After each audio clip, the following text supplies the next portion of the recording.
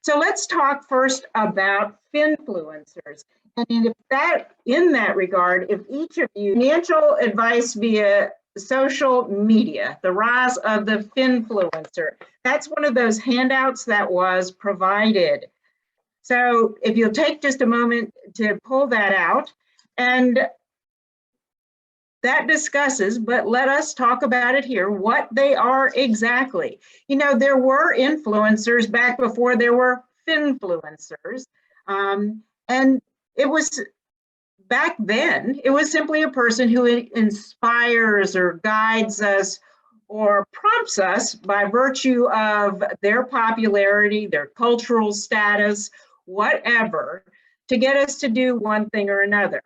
And you know about these people because for decades now, they've been populating ads and public service announcements. They're respected individuals, and because of their respected status, often they get to influence us in ways that others do not. Now, with the rise of social media, we have influencers, and always we've had influencers who've talked about financial matters, but now we have a lot of people in our social media feeds where we're used to getting entertainment and that kind of thing, but all of a sudden they are trying to affect our financial decision making. And they use stylized, entertaining, very compelling sometimes posts and videos on our social media accounts. And it's really important that we be aware that they are promoting things that may not be good for our circumstances. So who are these Finfluencers? Well, there's a lot of them, but specifically there's a lot of celebrities that you may know. So there's fashion icons like Kim Kardashian, right? With Keeping Up with the Kardashians or the Kardashian family.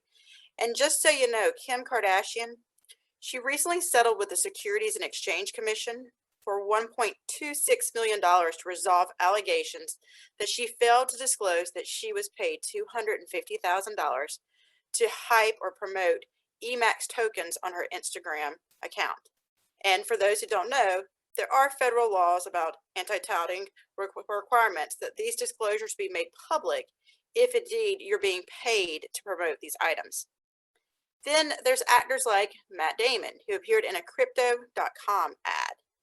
Then there's sporting greats like Tom Brady, who has been a spokesperson for FTX US. And as you know, and Ann already talked about, this has taken a deep dive, and this company has declared bankruptcy this weekend alone. Not long ago, there were newcomers who were made by enlisting the likes of comedian Larry David for a Super Bowl ad, and there were sports sponsorships, there was advertising, and just to let you know, FTX paid $153 million for the naming rights to the Miami Heat basketball arena. They were everywhere. Lastly, there's these understood experts, if you will, like Ben Armstrong and his YouTube channel, BitBoy Crypto. And this is what CNBC said about Ben Armstrong. He is one of the most watched crypto influencers on YouTube. His channel, BitBoy Crypto, has amassed more than 1.5 million subscribers. For years, he accepted payments from crypto companies. That's a practice he says that he now regrets because it led to some very painful losses for his viewers. For example, in the fall of 2020, he announced his partnership with a cryptocurrency called DistX, calling it the most trusted coin. But then he said it was a scam, right? And it was a scam. The coin is now down 99%, and it's valued at less than 1 penny. So what do you need to know? Well, consider what we're looking at. We're looking at perhaps registered investment advisors versus finfluencers or financial influencers. Well, first of all, those registered investment advisors, assuming that you've checked and they are in fact what they claim to be, are knowledgeable and tested. knowledgeable and tested. And by that, I mean they have to literally pass an exam. On the other hand, let's look at Finfluencers. Their knowledge is questionable. It may be hard to gauge. There may be titles. They may give themselves all manner of titles: financial analyst, financial consultant, wealth manager, financial advisor, even financial planner, investment consultant. They may even have, in connection with their names, certified, professional, or registered, when in fact no official regulatory board has been involved. You know, titles are, they can mean something or they can just mean pure puffery. In this environment, it's critical to check. And if you will look at your handouts, you'll see one that has the Secretary of State, North Carolina Securities Division at the header of it. And that one will talk to you, if you flip it over on the backside, what do the titles and designations mean? It's worth a read in the current environment. But what else do you need to know? Well, client's best interest governs what your registered investment advisor refers to you, what they take your interests ahead of their own. That's called the fiduciary standard, and that is in our law since the 1940s. On the other hand, with financial influencers, the Kim Kardashian thing is just one example. But, you know, Ben Armstrong, in his mea culpa, he had misgivings about the money he received.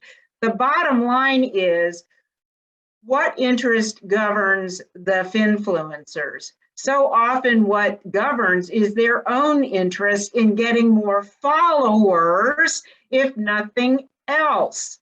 And as you heard from the instance Misty described, and also the situation regarding Ben Armstrong, you know, many of them, some are and all are supposed to be, you know, telling you that they're receiving money for it. But that's a reason they may be touting a product, a service, a cryptocurrency. So standards are lacking in that sphere.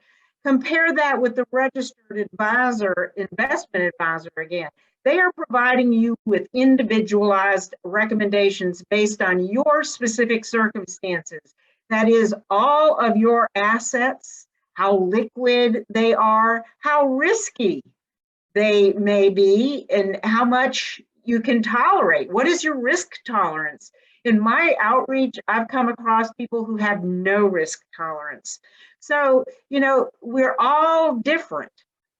And those things have got to be considered. And that is what a registered investment advisor will do.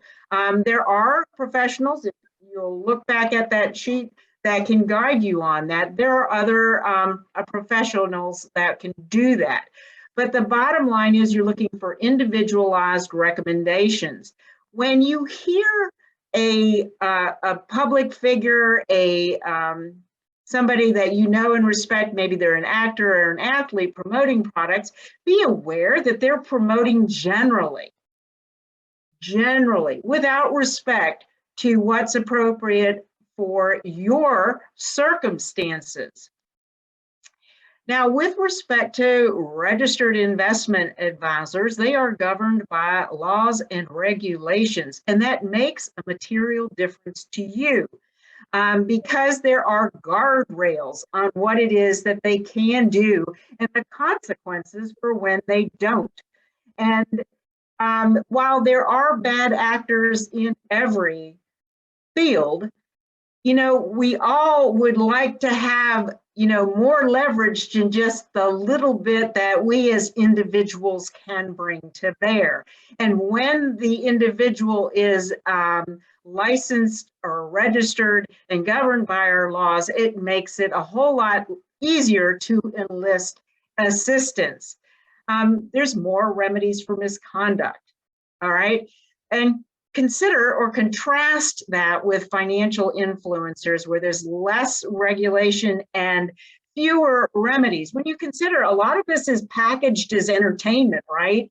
It's, you know, social media, it's feel good stuff. And so you got First Amendment issues there. It's a bit more complicated and the remedies are certainly much less certain. So all things for you to consider with reference to whether to follow a finfluencer.